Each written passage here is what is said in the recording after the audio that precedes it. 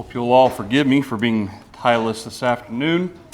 It's getting a little tight around there right now, so until the swelling goes down a little bit, I may this afternoon just need to go tireless. As is our tradition on our Sunday night, singing night, last Wednesday night, Sunday night of the month time that we set aside to sing hymns to God, we take this opportunity to study a hymn in our songbooks. And the hymn that we're going to look at this afternoon is the hymn that Joe just sung for us, number 394. And when you consider the words of the hymn, it's interesting because in our hymnals, in the newer hymnals, the title is Love One Another. And in the sacred selections and such, it's Angry Words Will Let Them Never. And so when I was looking at it, I was trying to figure, wait a minute, which is which? I thought they were two separate songs. I'm like, I thought it was Angry Words, but in our songbook it's Love One Another. They're the same one. And the focus of this hymn is to remind us how love can be lost so easily with angry thoughts and angry words. But it's interesting because, and of course this morning we talked about the nature of love and the characteristics of love that we need to have towards one another. And of course this hymn falls right in line. That's why I chose this hymn to look at this afternoon, because it falls in line with what we looked at this morning. But this particular hymn, the text in our songbook is attributed to DKP.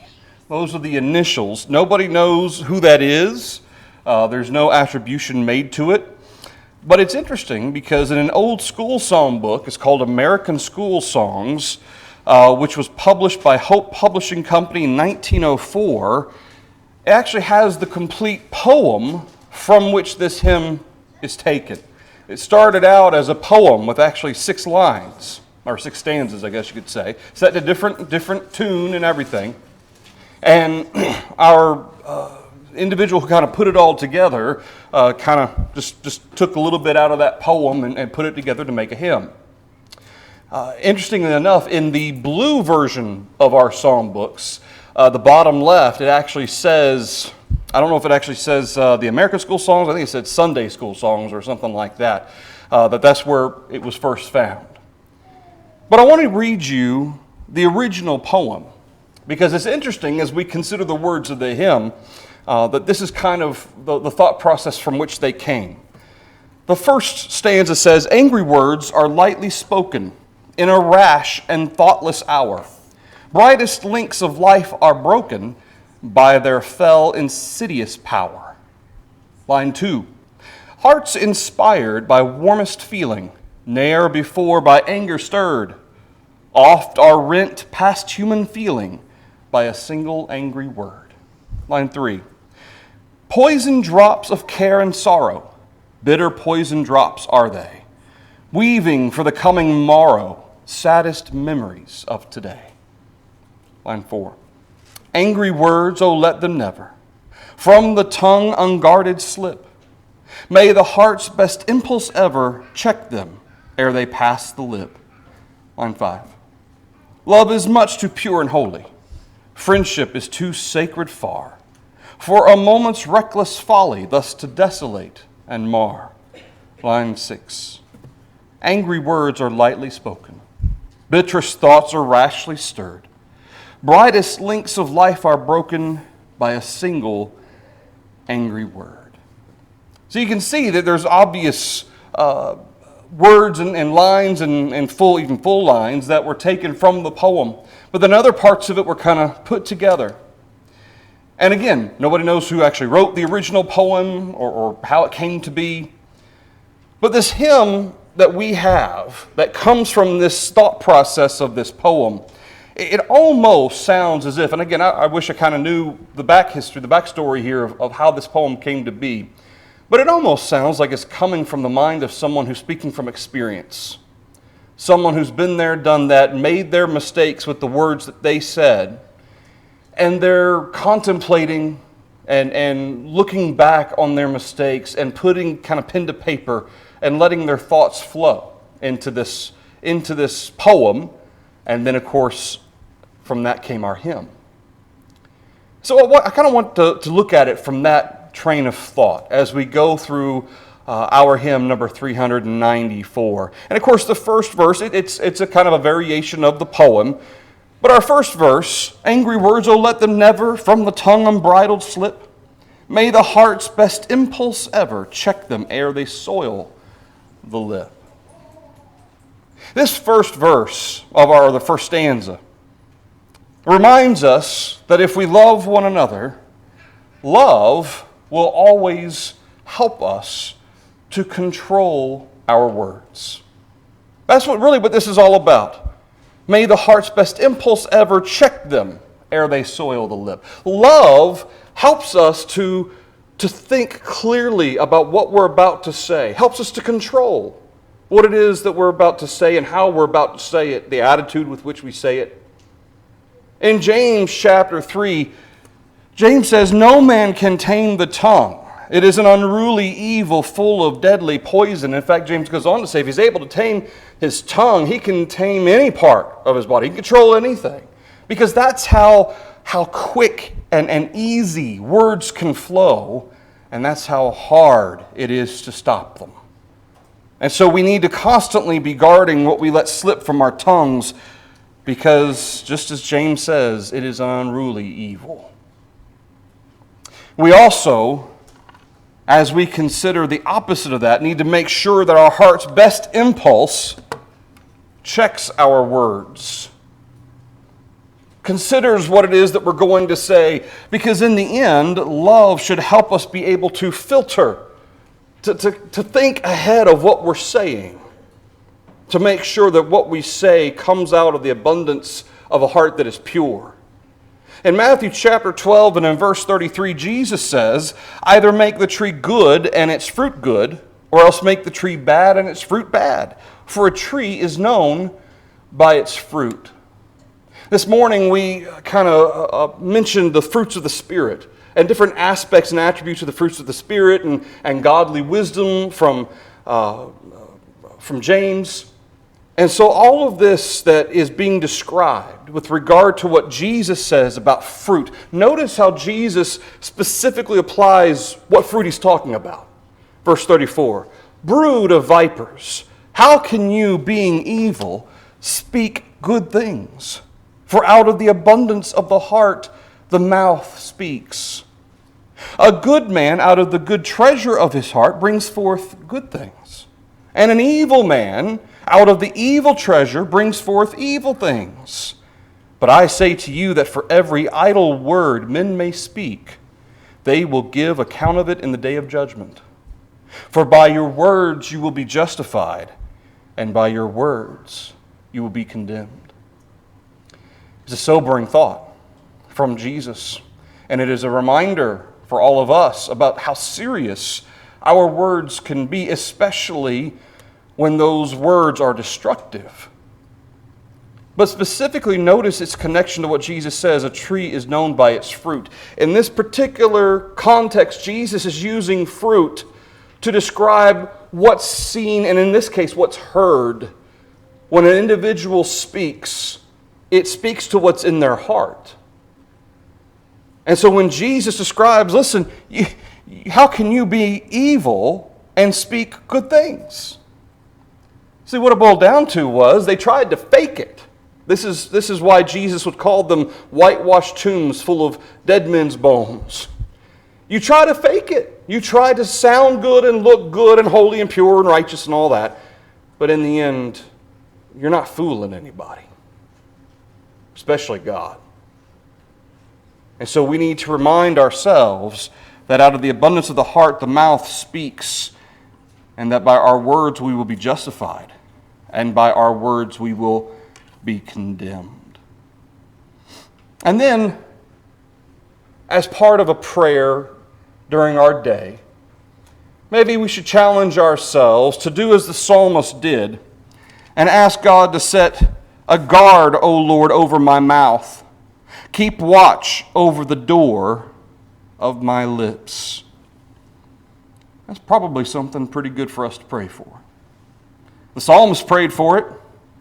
And certainly our hymn, there's the recognition within this hymn that love should be checking our words as we say them, before we say them, so that we can filter out anything that would be destructive and sinful.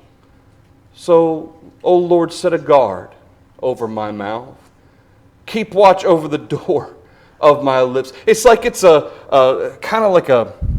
almost like a prison, in essence, being described by the psalmist in Psalm 141, verse 3. You got to keep all that bad stuff in, because sometimes the instinct, it's trained by our surroundings, trained by nature and society, and a lot of times, sometimes our instincts can betray us. And our first initial thought just blurts out something. So, Lord, these evil aspects of my mouth, help me to keep them imprisoned. Help me to set a guard, O Lord, and keep watch over the door. Second verse of our hymn. Love is much too pure and holy. Friendship is too sacred far. For a moment's reckless folly, thus to desolate and mar. Oh, I'm sorry, I haven't even been clicking, have I? I apologize. Line 2 of our hymn reminds us that if we love one another, folly should not mar our relationships. And in particular, love helps us to preserve our relationships. Love is much too pure and holy. If we're approaching things from the position of one that is loving, then we value the relationships, especially with those of brethren. Because in a moment, with just a word, we can cause more harm. It's far easier to tear down than to build up. And a relationship that can be built up over a period of many, many years and decades, it can only take just a few words to tear it all down. And then it's far harder to repair that, depending on the nature of what was said and how it was said. And so we need to remind ourselves that through this filter of love from which we treat people, and especially our brethren, that we allow love to preserve the relationships and not bring about destruction to those or harm to those relationships. In Proverbs chapter 17, and in verse 17, Solomon says, "A friend loves at all times, and a brother is born for adversity." Solomon reminds us that out of love comes relationships that should be important to us, that we value. And certainly as it relates to our brethren, these are relationships that should hold particular value to us. A friend loves at all times. It's easy to love during easy times. But a friend, a true friend, is there with you to help you even through the difficult and hard times. And a brother is born for adversity.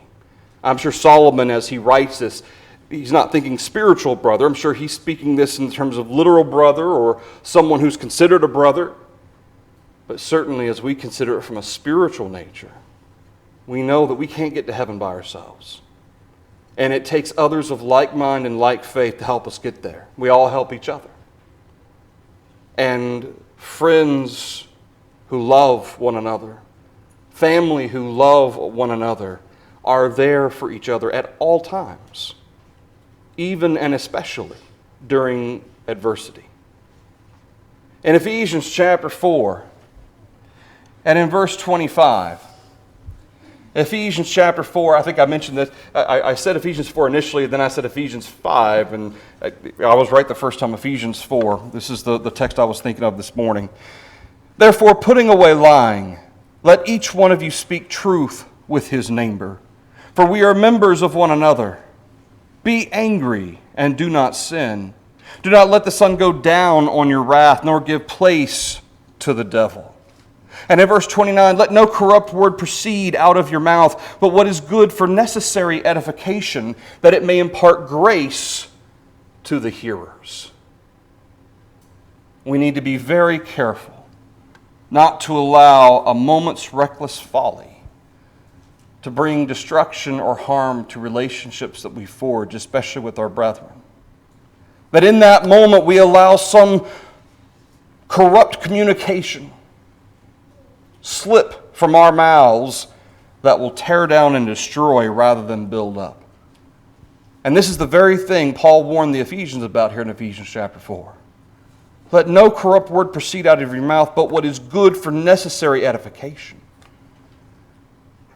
So that helps us when we consider this filter, this to check our lips and to consider how we are going to affect our relationship and in the moment with our friends and our loved ones and our spiritual family.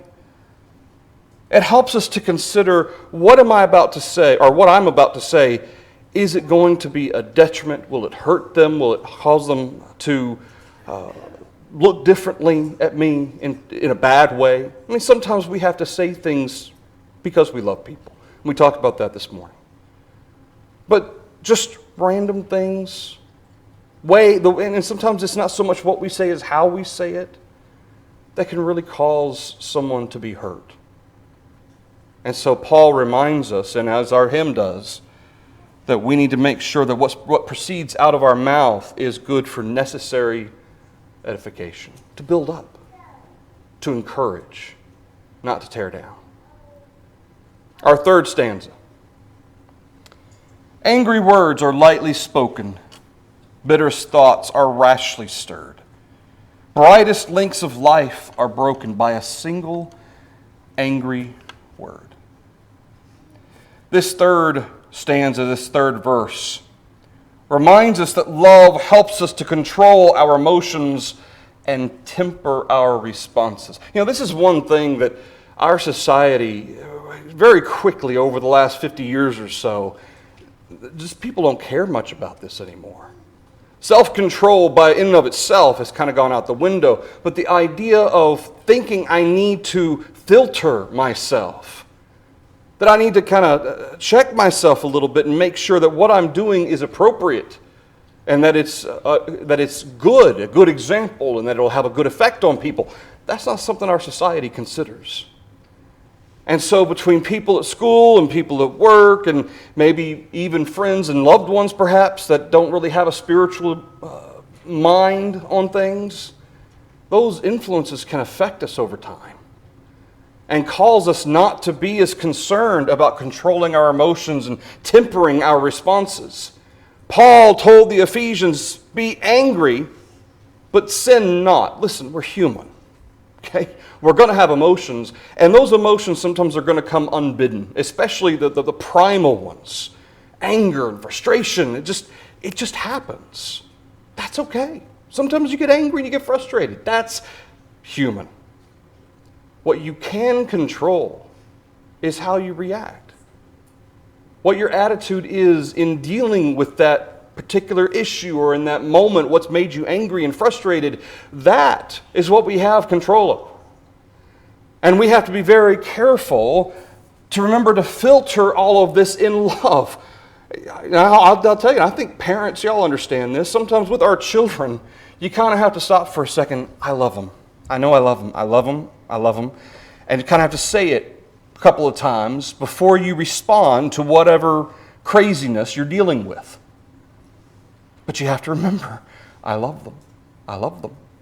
So that you don't immediately just respond in anger and frustration and wrath, but that rather you filter that and you control your reaction in such a way that you can still get across that you're mad, but you're in control of yourself, in control of your words and of your actions.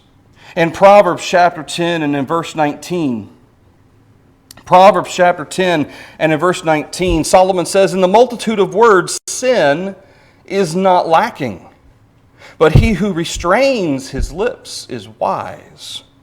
The tongue of the righteous is choice silver, the heart of the wicked is worth little. The lips of the righteous feed many, but fools die for lack of wisdom. Yeah, Solomon, he's a pretty wise guy. And when he observed the fact that in the multitude of words, sin is not lacking, he's not necessarily saying that people who talk a lot in the sense of just talking about things, that's sinful. That's not what he's describing. He's describing people who have no control, choose to have no filter over the things that they say. They just say stuff, and half the time they don't even realize what's coming out. They just say it. Whatever comes to their mind, they just say it.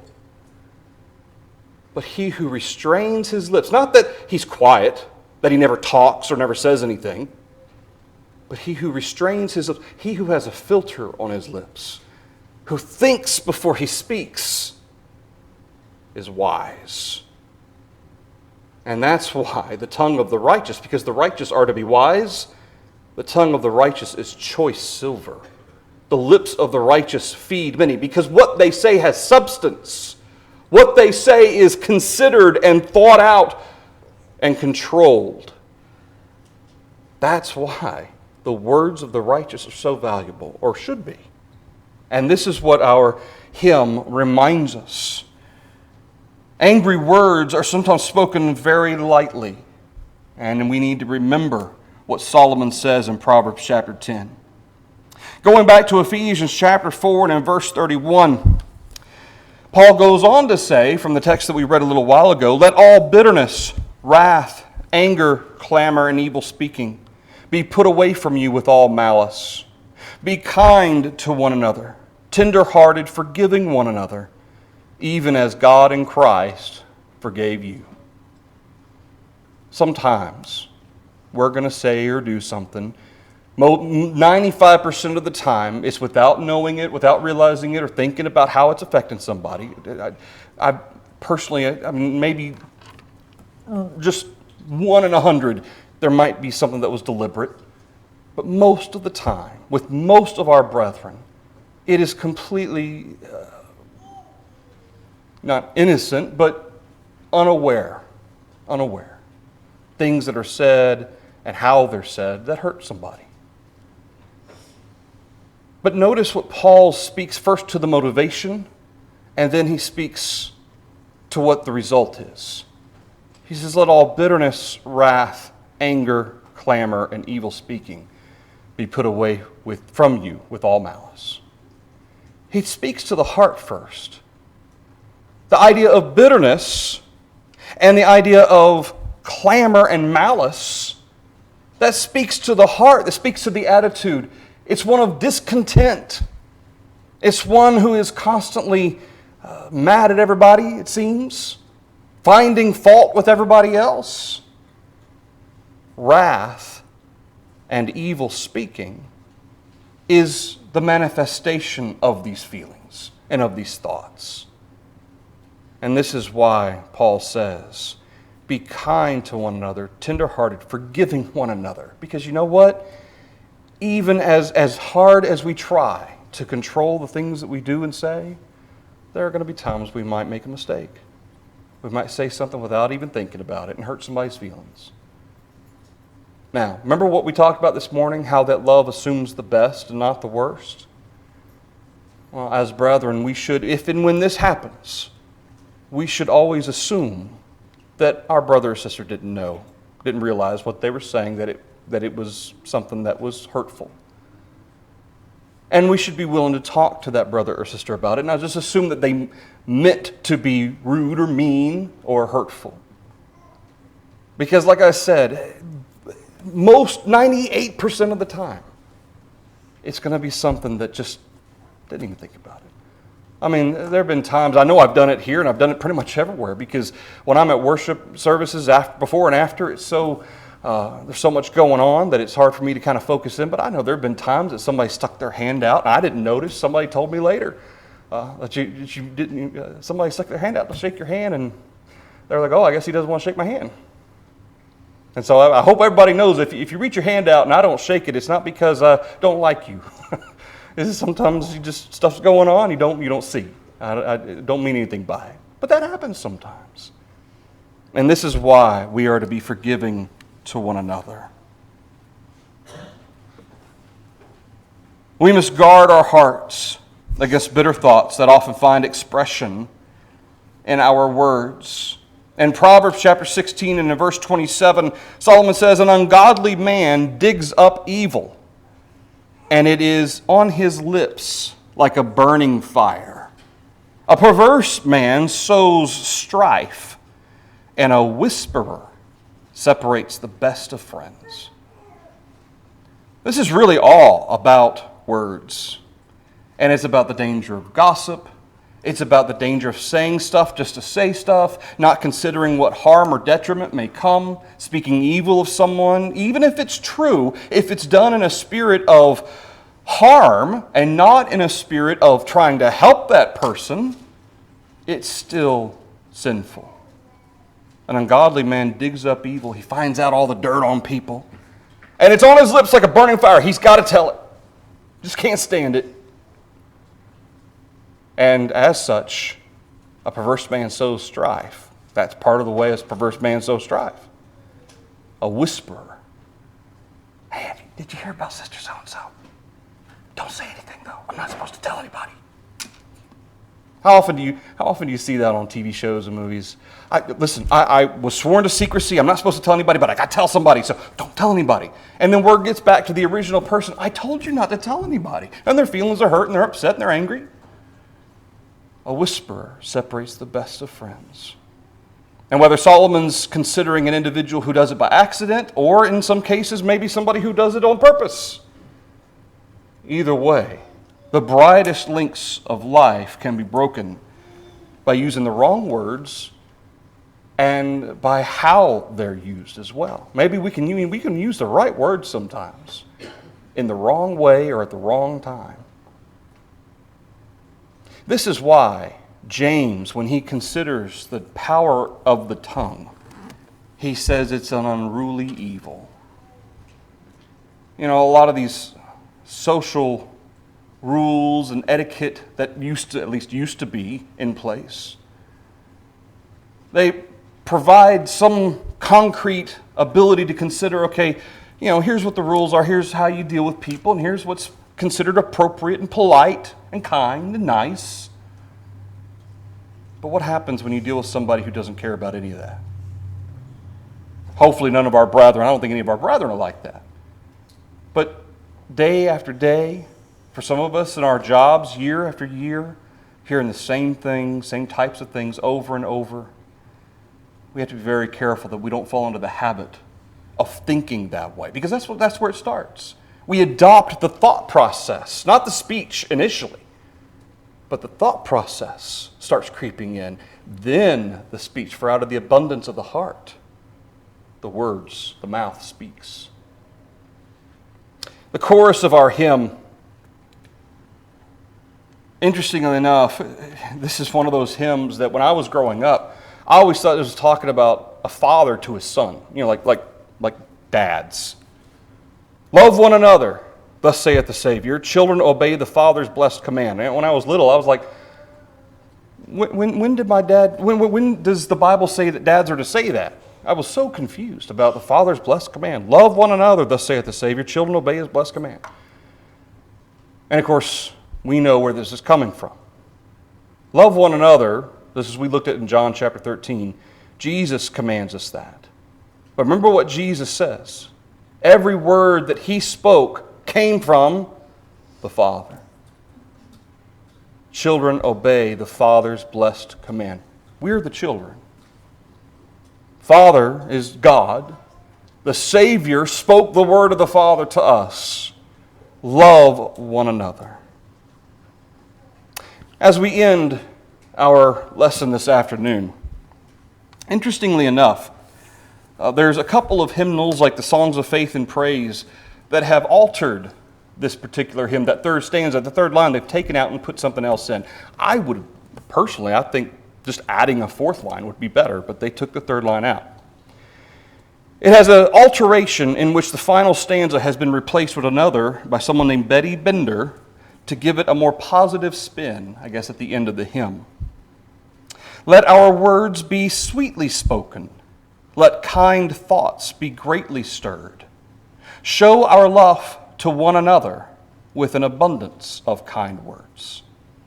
I think that would make a great fourth stanza to me, because it's the exact opposite of everything that negative that can come from the words. And then you have that line which reminds us of the good that we can do with our words. Let words be sweetly spoken. Let kind thoughts be greatly stirred. Show our love to one another with abundance of kind words. I love the line. It reminds us that love is an integral part of our communication with each other, both in what we say and how we say it. That's the lesson for you this afternoon. Looking at this hymn and considering its words, and based on what we talked about this morning, hopefully we're in a mindset to think a little bit more appropriately about love and the different aspects of love and how we love one another, to look at this one specific way in which we can show love, or the opposite. Angry words, oh, let them never. We offer an invitation to those who are not Christians to be baptized this afternoon.